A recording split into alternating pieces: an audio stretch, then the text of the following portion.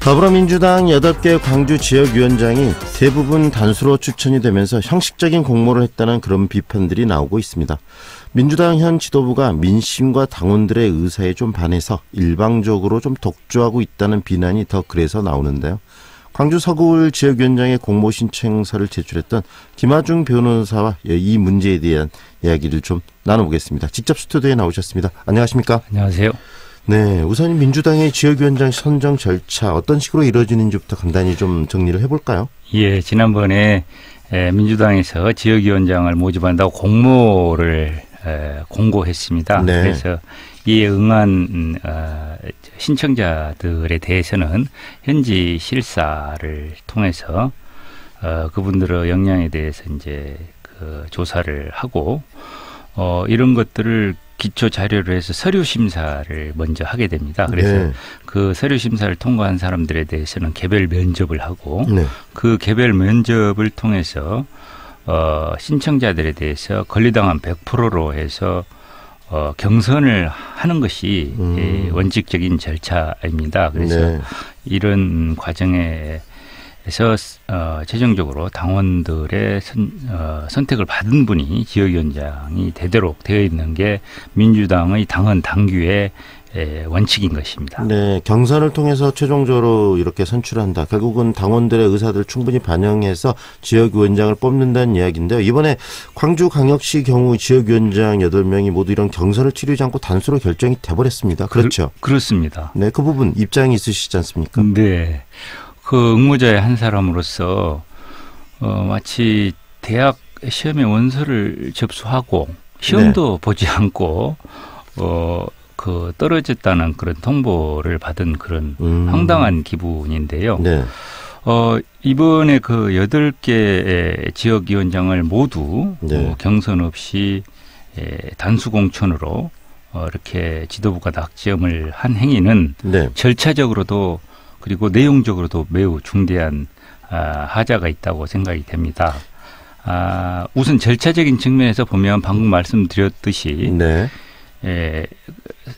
면접과 경선 절차를 거치는 게 원칙입니다. 그런데 이런 절차 없이 서류 심사만으로 이렇게 단수로 공천했다는 것은 중대한 절차적 하자가 있고요. 네. 우선 내용적으로 또 들어가서 살펴볼 것 같으면 네.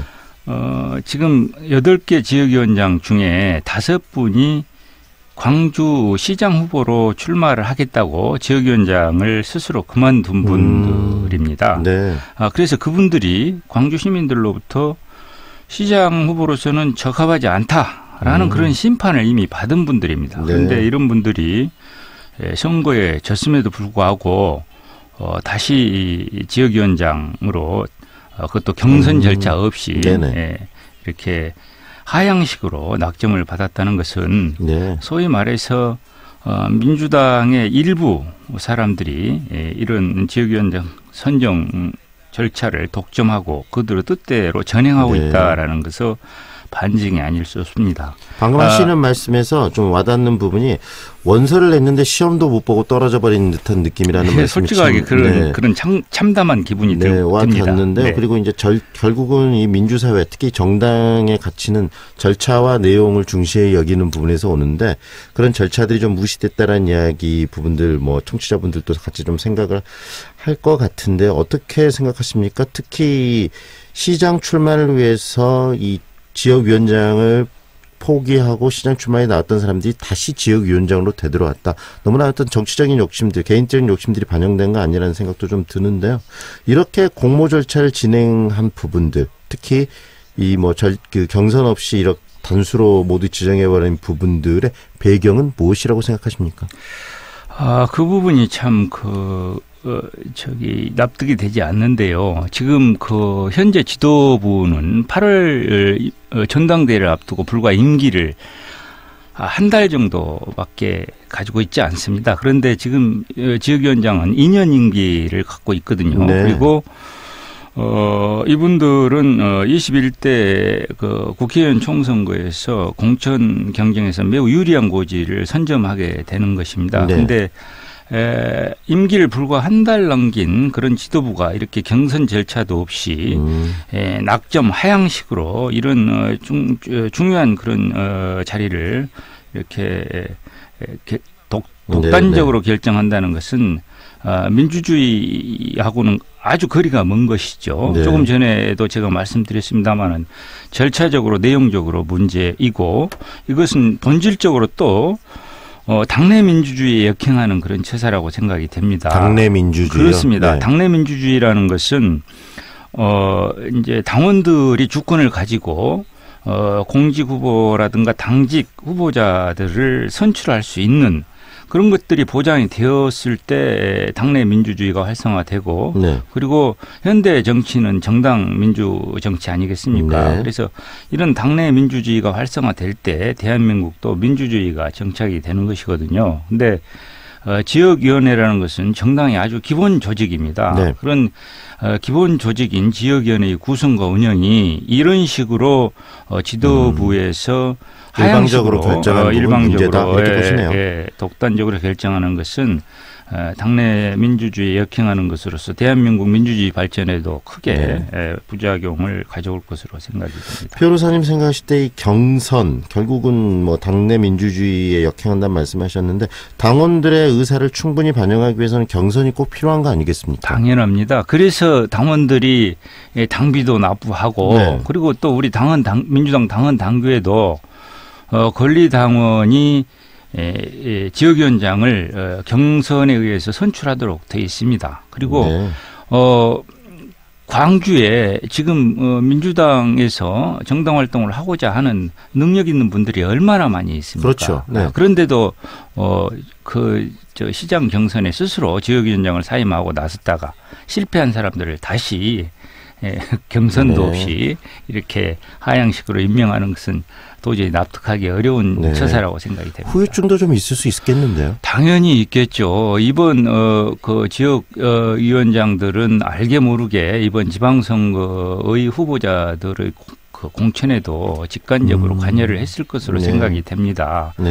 이런 분들이 경선 절차도 없이 낙하산을 타고 와서 다시 그 분열된 그리고 서로 감정이 대립이 되어 있는 지역위원회의 당원들을 어떻게 통합하고 추스리겠습니까?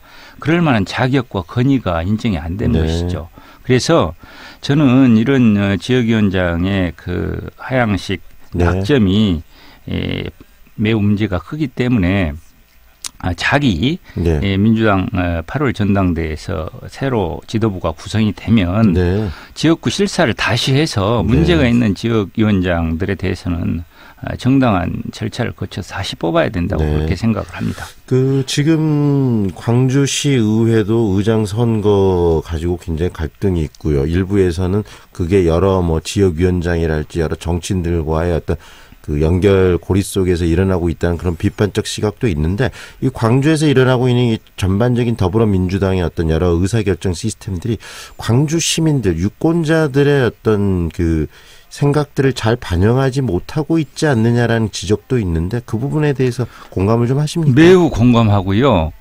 현재 당 운영 방식이 당원들의 생각 그리고 광주 시민들의 생각과는 아주 동떨어진 그런 방향으로 가고 있다는 우려를 금할 수 없습니다. 지역위원장 선정 절차뿐만 아니라 그 시의회 구성이라든가 소소하게는 구의회 구성에 있어서도 지역위원장들의 독선과 독주가 만연해 있습니다. 이런 문화가 계속 되어진다면 우리 민주당은 그야말로 민주주의하고는 거리가 먼 그런 정당이 되고 말 것입니다. 그렇게 된다면 지금 민주당에 대한 지지율이 매우 높습니다만은 민심이라는 것은 급격하게 변하는 거거든요. 지난번에 총선에서 8개 의석 전부를 국민의 당이 독차지했습니다만은 대선에서는 참패를 하지 않았습니까? 지금 이런 지지율에 취해 가지고 민주당이 이렇게 당 운영을 비정상적으로 비민주적으로 해 나간다면 민심은 곧 이반될 그런 위험성이 매우 크다고 생각이 됩니다.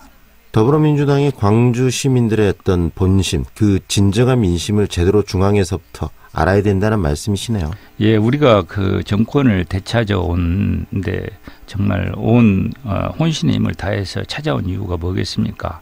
박근혜 정부가 민주주의를 하지 않았기 때문에 그런 거 아니겠습니까? 그렇게 되찾아온 정권에서 다시 집권 여당인 민주당이 이런 식의 비민주적 행태를 반복한다면 그건 심각한 문제가 아닐 수 없죠. 네, 오늘 말씀은 여기까지 듣겠습니다. 고맙습니다. 네, 감사합니다. 지금까지 김아중 변호사와 함께했습니다.